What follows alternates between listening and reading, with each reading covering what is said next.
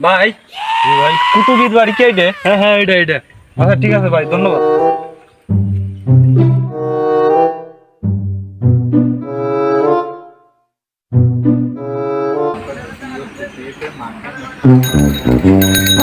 ও ভাবি, বাড়িতে কেউ আছেন নাকি?